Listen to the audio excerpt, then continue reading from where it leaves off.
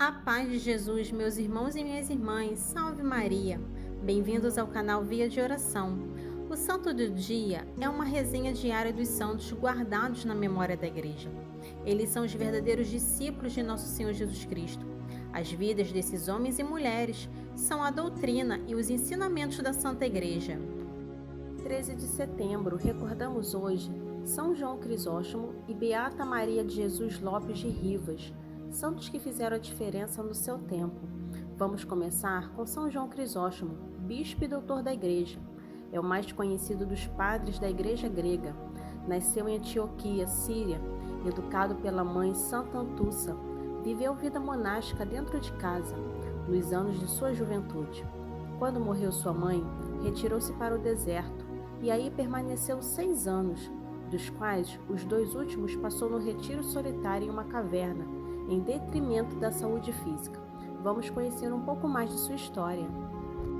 São João Crisóstomo nasceu por volta do ano 349, em Antioquia, na Síria, Ásia Menor, procedente de uma família muito rica, assim considerada pela sociedade e pelo Estado.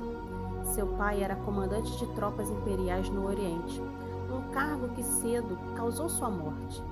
Sua mãe Antussa, piedosa e caridosa, agora santa, providenciou para o filho ser educado pelos maiores mestres do seu tempo, tanto científicos quanto religiosos, não prejudicando sua formação. Desde criança, São Crisóstomo foi um campeão da palavra, o famoso reitor Libônio, seu professor que via no jovem seu sucessor natural. No entanto, ficou desapontado quando aquele estudante promissor preferiu o fascínio da fé ao da retórica. Se os cristãos não me o tivessem roubado, exclamou. Na verdade, João foi roubado pela atração que nutria pelas palavras sagradas, que estudava com atenção no círculo de amizade de Diodoro, futuro bispo de Tarso. Precisamente, São Paulo foi um dos seus favoritos, a qual dedicou inúmeros pensamentos e escritos. O bispo Fabiano o ordenou sacerdote, mas desde o período de diaconato, João demonstrava claramente que a sua capacidade de falar das Escrituras ao povo era fora do comum. Antes desta fase de vida, o jovem também fez a experiência eremítica, 6 anos no deserto, dos quais os 2 últimos em uma caverna. Essa experiência consolidou nele um caráter de sobriedade, que reforçou ainda mais as suas palavras, que abalavam por sua franqueza. São João Crisóstomo pregava o amor concreto aos irmãos mais pobres, chamava a atenção dos monges para as obras de caridade e a se desapegarem do dinheiro, exortava os leigos a evitar a teia de aranha da devassidão. Enfim, dava mais espaço ao espírito e menos à carne. João foi um moralista no sentido positivo do termo, em uma época em que extraía dos provérbios bíblicos normas de comportamentos coerentes com a vida de um batizado. Era bastante normal. No ano 397, quando tinha 50 anos, deu-se a grande mudança. São João Crisóstomo estava em Constantinopla para suceder o patriarca Nectário. Mudou sua função, teve maior visibilidade e proximidade da corte. Mas quem não mudou nada foi João, aquele que combatia a corrupção, que lotava os palácios do poder bizantino. Continuou fiel ao seu estilo. As pessoas o amavam por isso, diziam seus contemporâneos.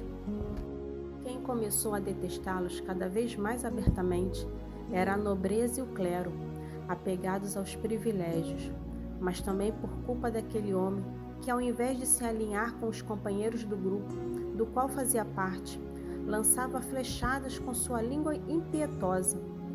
A indolência e os vícios, sobretudo dos que usavam batina, eram seus alvos favoritos. As palavras seguiram os fatos. Muitos padres foram removidos por indignidade, inclusive o bispo de Éfeso. Para muitos era exagerado demais, e contra um homem que no fundo era mais ingênuo que astuto, começava a série de intrigas. O partido contra João foi liderado pelo patriarca de Alexandria, Teófilo, e pela imperatriz Eudóxia. Em sua ausência, convocaram um sínodo, que obrigou João ao exílio. Era o ano de 403. mas a sua remoção não durou muito. Por furor popular, João Crisóstomo voltou para Constantinopla, porém seus adversários relançaram o desafio. Em 9 de junho do ano de 404, uma nova condenação o afastou do centro do império. O antigo eremita deparou-se com uma solidão forçada. São João Crisóstomo foi condenado ao exílio, mas essa expulsão da cidade provocou revolta tão intensa na população, a ponto de o bispo ser trazido de volta para reassumir seu cargo. Entretanto, 2 meses depois, foi exilado pela segunda vez. Agora, com a saúde muito debilitada, ele não resistiu. João Boca de Ouro, como foi apelidado mais tarde, faleceu no ano 407, em Comana, no Ponto. Sua honra só foi limpa quando morreu a família imperial e voltou a paz entre o clero na igreja. O Papa ordenou o restabelecimento de sua memória. O corpo de São João Crisóstomo foi trazido de volta a Constantinopla no ano 438, num longo cortejo em procissão solene. Mais tarde, suas relíquias foram transladadas para Roma, onde repousam no Vaticano. Dos seus numerosos escritos, destaca-se o pequeno livro sobre o sacerdócio, um clássico da espiritualidade monástica. São João Crisóstomo é venerado um dia antes da data de sua morte, em 13 de setembro, com o título de Doutor da Igreja, sendo considerado um modelo para os oradores clérigos. Que possamos pedir a intercessão deste santo. Amém. Neste dia também recordamos a Beata Maria de Jesus Lopes de Rivas, coração de fogo, habituado ao heroísmo. A certas almas, Deus pede o heroísmo de viver no anonimato e até no desprezo, para com isso comprar graças de conversão aos pecadores e vitórias para a Santa Igreja. Voltemos nossa atenção às calorosas terras espanholas. Suas vastidões viram nascer inúmeros santos e heróis.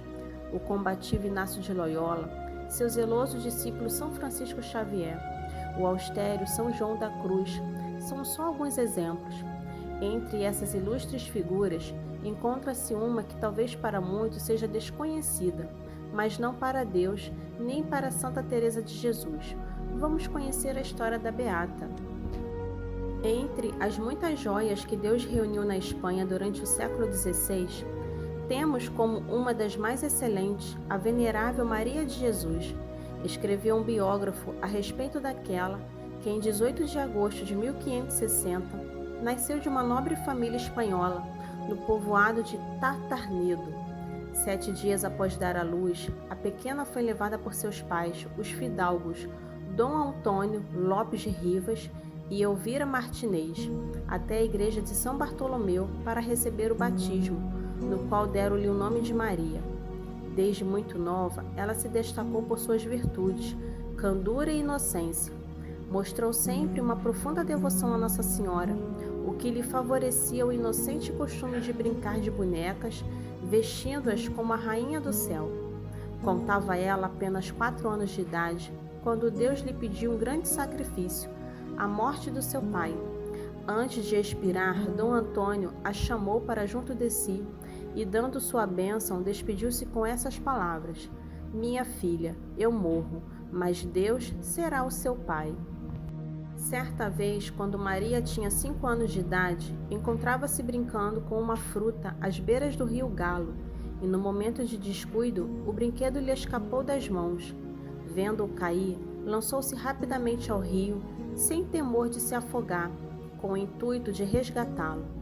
Todos os que presenciaram o episódio acharam que a menina morreria. Nesse momento apareceu Nossa Senhora, que, tomando pela mão, transportou-a sobre as águas, até deixá-la no alto de uma colina situada a 5 quilômetros de onde estavam. Nessa circunstância, a Santíssima Virgem mostrou à jovem Maria o caminho que deveria trilhar. "Quero-te como minha filha", disse-lhe. Este chamado, porém, tardaria ainda alguns anos a realizar-se, e talvez de um modo que ela não suspeitava. Contava ela 6 ou 7 anos de idade, quando sua mãe decidiu contrair segundas núpcias, fato que ocasionou a necessidade de se trasladar até Molina de Aragon para morar junto aos avós. Não tardaram em aflorar, para a admiração de todos, as insígnias qualidades com as quais Deus adornara seu corpo e sua alma. De bela aparência, perspicácia discreta, trato benigno e afável, a jovem nunca se deteve numa inútil autocontemplação. Pelo contrário, ela soube realçar sua formosura, revestindo-se de modéstia, e fez brilhar seus talentos com as luzes da oração, a cujo exercício dedicou-se metodicamente. Entretanto, os inimigos do homem muitas vezes são os de sua própria casa, como anunciar o Salvador, e em sua vida não foi diferente. Observando as qualidades da neta e as lisonjas de que era objeto, seus avós se apressaram em buscar-lhes pretendentes para o matrimônio e conseguiram que ela se entregasse aos adornos e vaidades comuns às moças de sua idade. Um fato providencial veio tirá-la desses perigos. Por volta dos 16 anos, ela tomou contato com o padre Antônio de Castro, jesuíta e grande orador. Ao conhecer as virtudes de Maria, o sacerdote orientou-lhe que se fizesse carmelita descalça no mosteiro de Toledo, fundado havia pouco por Santa Teresa de Ávila. Mas as ligeiras às quais se entregara tinham a levado tão longe de sua vocação, que não quis prestar ouvidos ao que o confessor lhe aconselhava, respondendo que de nenhum modo isso haveria de se realizar. Deus, entretanto, jamais se deixa vencer quando se trata de conquistar uma alma predileta, e não lhe permitiria escapar tão facilmente. Debatendo-se interiormente sobre a resolução que tomaria quanto à sua vida, seguir a vida religiosa ou contrair matrimônio, decidiu encomendar a questão ao céu, pondo-se em oração diante de uma imagem de Nosso Senhor, com a cruz às costas, venerada no oratório de sua casa. Escutou-lhe dizer: "Quero que sejas carmelita descalça." Ela não acreditou no que ouvira, preferindo julgar que havia sido uma ilusão. Sua consciência, contudo, não lhe dava descanso. Tal foi sua resistência que, escutando mais uma vez a voz do Redentor, não quis ainda prestar-lhe ouvidos. Nosso Senhor então se dirigiu a ela pela terceira vez: "Eu te quero para minha esposa, nas carmelitas descalças." Por fim, Maria deixou-se vencer. De imediato, comunicou ao confessor a decisão de se tornar religiosa e escreveu uma carta à reformadora do Carmelo, Santa Teresa de Jesus. Sendo informada pelo padre Castro sobre as virtudes da jovem, quis Santa Teresa que a noviça formasse parte do Carmelo de Ávila. Contudo, como já completara o número máximo de freiras naquele convento, decidiu mandá-la ao mosteiro de Toledo, com a seguinte recomendação: "Envio-la com 5.000 ducados de dote, mas faço-lhe saber que ela é tal que de muita boa vontade daria 50.000. Não a considere como qualquer uma, pois espero em Deus que será um prodígio." Narram as crônicas que Maria dirigiu-se a Toledo, acompanhada do jesuíta, nos últimos dias de julho do ano 1577. Alguns de seus parentes tentaram em vão assassinar esse sacerdócio, indignados com a decisão da jovem. Não conseguiram, porém, impedi-la de chegar a seu destino e de receber o hábito no dia 12 de agosto. Na cerimônia em que ela adotou o nome de Maria de Jesus, fizeram-se visíveis para todos Nosso Senhor Jesus Cristo, sua Mãe Santíssima e o glorioso São José. No entanto, assim como o ouro é purificado no cadinho, quis Deus acrisolar essa alma com mais uma prova: o rigor da vida religiosa e as inúmeras penitências às quais se submeteu enfraqueceram rapidamente sua saúde. Isso despertou a desconfiança das religiosas, que começaram a se perguntar como poderia manter a observância da regra uma pessoa tão doente, e chegaram a pensar em dispensá-la. À vista disso, Santa Teresa resolveu enviar uma carta ao mosteiro de Toledo, comunicando que, se não aceitassem lá, a levaria para Ávila, pois estava certa de que o convento que a abrigasse dentro de seus muros seria insignemente beneficiado. ainda que ela tivesse de ficar acamada a vida inteira. Ante tal evidência, as freiras não opuseram mais resistência. Vencido mais esse impedimento, Maria de Jesus fez a profissão no dia 8 de setembro de 1578. Ao longo dos seus 73 anos de vida religiosa, a Beata Maria de Jesus dedicou-se a diversos ofícios: porteira, enfermeira, sacristã, mestra de noviças e priora. Contudo, o exercício deste último custou-lhe sangue. No dia 25 de setembro de 1591, aos 31 anos de idade, ela foi eleita para tal cargo. No começo, resistiu em aceitar, pois sentia-se incapaz de executá-lo com perfeição, mas devido à insistência das demais irmãs, viu-se obrigada a ceder. Assumindo de maneira exemplar, cria-se mais obrigada a ser perfeita e tomou a dianteira em relação às outras no que dizia respeito ao cumprimento da regra. Entretanto, o sofrimento não cessou de acompanhá-la, pois os incômodos e doenças que já padecia se acrescentaram às provações interiores, os ataques do demônio e a perseguição. Uma das freiras forjou calúnias contra ela, sem se saber ao certo quais foram os motivos que a levaram a cometer tal injustiça.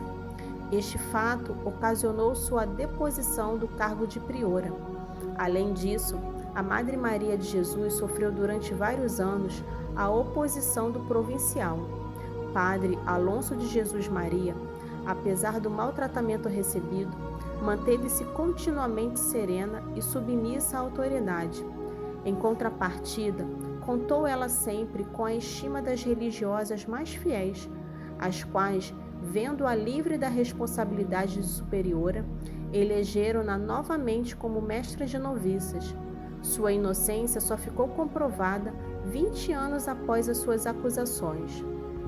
Por fim, havia chegado o momento que Deus reservara a justiça, propiciando que ela voltasse a assumir o priorado, para assim, com a excelência de suas virtudes, influenciar mais uma vez aquelas que estariam sob seu mando. E ele mesmo prometeu-lhe, juntamente com Santa Teresa, que a acompanharia no governo do mosteiro. Devido ao seu zelo pelo Santíssimo Sacramento, dedicou esses últimos anos à tarefa de erigir a igreja do convento, a fim de conferir maior solenidade às cerimônias em honra a Nosso Senhor Jesus Cristo e a sua Mãe Santíssima. Aos 80 anos de idade, após uma vida de lutas e tribulações, a Madre Maria de Jesus faleceu em odor de santidade, no dia 13 de setembro de 1640, rodeada daquelas que estimava como filhas, as quais enterraram seu corpo no próprio convento. Exumado em 4 ocasiões no decorrer dos anos, ele foi encontrado incorrupto, segundo consta nas atas, e exalando um agradável perfume que se espargiu pelas dependências do mosteiro. Eis como Deus premia aqueles que, sem poupar esforços, entregam-se a Ele sem reservas. Estes podem dizer com São Paulo: combati o bom combate, terminei a minha carreira, guardei a fé. Resta-me agora receber a coroa da justiça que o Senhor, justo juiz, me dará. Que possamos pedir a intercessão desta santa. Amém. Para conhecer um pouco sobre a vida dos santos, se inscreva no canal, curta e ative o sininho para receber as notificações. Os santos são obras-primas de Cristo e nos levam por suas preces a Deus. Oração do dia. Ó Santo Protetor da Fé, ajuda-nos a não cair nas ciladas do demônio, nem nas diversas ideologias mundanas da atualidade. Fazei que a nossa fé cresça cada dia mais e com ela possamos encontrar Jesus verdadeiramente. Pedimos também pelos pregadores da atualidade, a fim de que anunciem o Evangelho com ousadia. Amém. São João Crisóstomo, rogai por nós, e também a Beata Maria de Jesus Lopes possa rogar por nós. Amém.